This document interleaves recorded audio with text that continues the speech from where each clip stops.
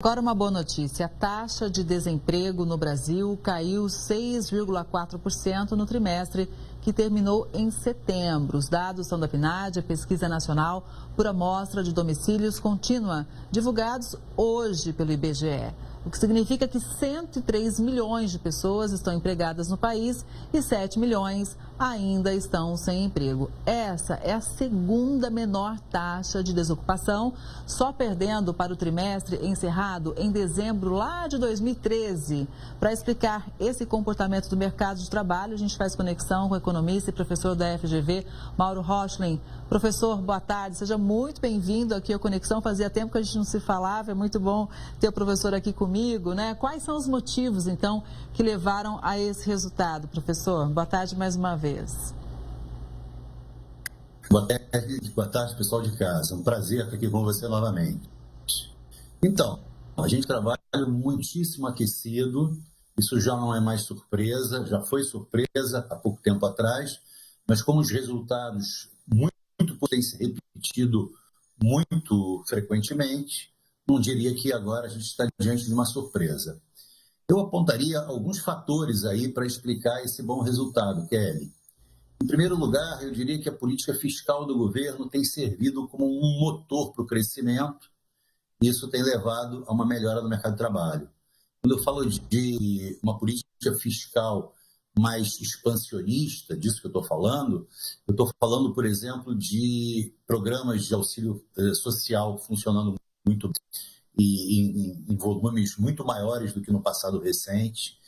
Eu estou falando também de uma regra de aumento do salário mínimo que contempla, acho que isso é importante, e isso está dentro desse pacote que eu chamo de política fiscal.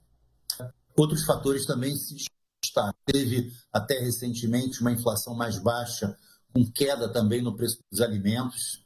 A inflação do ano passado registrou essa peculiaridade, e isso favoreceu a um maior consumo das famílias, pelo menos nos primeiros meses desse ano, e esse maior consumo das famílias, por sua vez, tem esse rebatimento no mercado de trabalho. E, por sua vez, o crédito também teve papel importante. O crédito se expandiu muito, a gente teve uma queda da taxa de juros, é verdade que não foi muito importante, mas isso ajudou a alavancar o crédito e isso aumentou também o consumo de famílias, reflexos, como eu falei, no mercado de trabalho. Então, esse conjunto de fatores eu acho que é esse bom resultado. Agora, professor, claro que esse resultado ele é muito importante, né? Mas 7 milhões de pessoas ainda estão sem emprego e a taxa de informalidade beira ali quase 39%. Né? Então, o que a gente precisa fazer ainda para melhorar ainda mais esses índices? Olha, Kelly, a gente está chegando num patamar de desocupação, de taxa de desocupação, próxima ao que os economistas chamam de pleno emprego. Mesmo que a gente tenha ainda 7 milhões de desocupados, se a gente pensar em termos relativos, se a gente olhar percentualmente, isso representa de uma população de 103 milhões de pessoas, a gente vai concordar, 110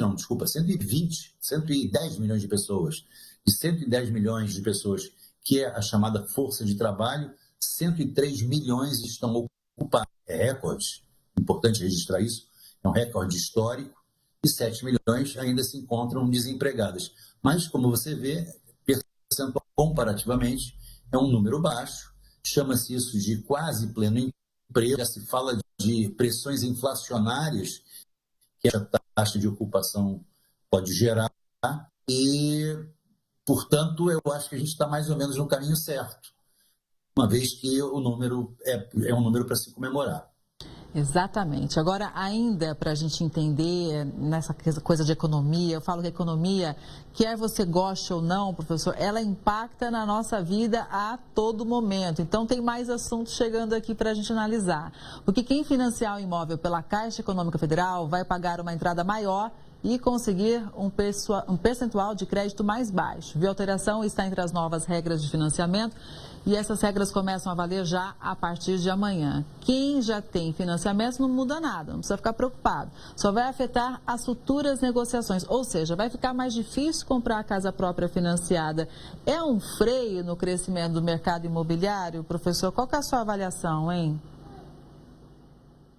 eu acho que é um tremendo freio, um freio muito importante que, de uma certa maneira, dificulta o acesso da classe média a tanto em condições um pouquinho mais favoráveis. A Caixa Econômica é um agente importante no financiamento imobiliário e essa restrição que o governo vai colocar, sem dúvida nenhuma, vai ter impacto importante sobre o mercado de construção civil, o mercado imobiliário de uma maneira geral, e isso vai ter impacto no PIB. Agora, chama atenção também para o fato de que isso se dá num contexto em que as taxas de juros estão em elevação.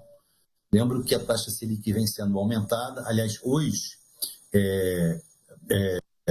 ser novamente reajustada para cima, o mercado todo já precificou isso, e isso vai se espelhar em um crédito mais caro para a construção civil também.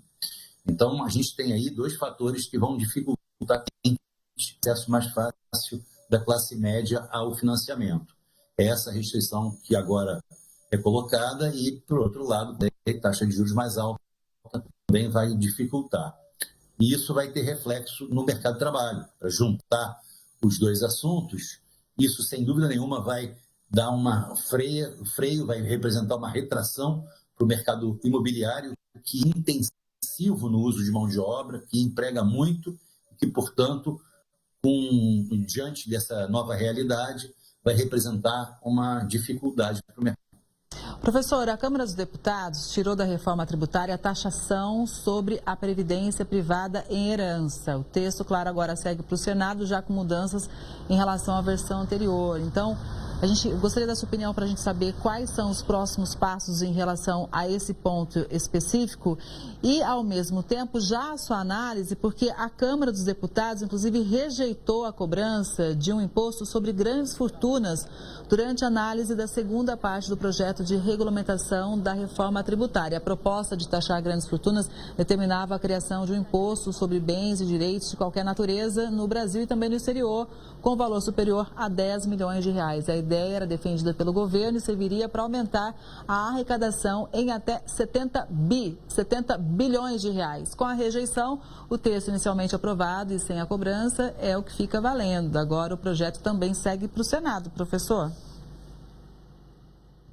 Olha, Kelly, com relação ao imposto sobre grandes fortunas, se trata de uma que ainda não foi, ao meu ver, suficientemente debatida e não está razoavelmente amadurecida em termos de uma decisão final. Alguns países já fizeram desse tipo de cobrança, para alguns países isso pode ter funcionado, para outros não tanto, porque se preocupa muito com o que se chama de fuga de capitais.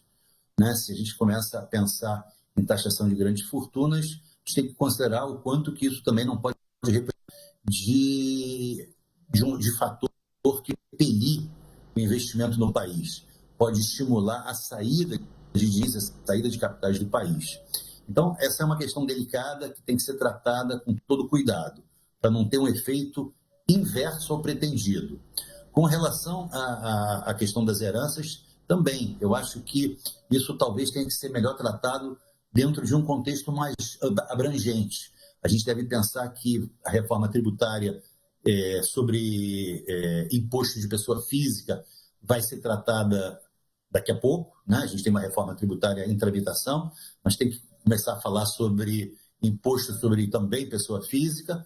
Então, fala-se, por exemplo, em rever isenções tributárias, e eu acho que essa questão talvez seja melhor colocada, seja melhor debatida dentro desse contexto mais amplo. Professor, muito obrigada pela análise, sempre é muito importante para a gente te ouvir. Uma boa tarde, até a próxima. Uma boa tarde, um abraço a todos.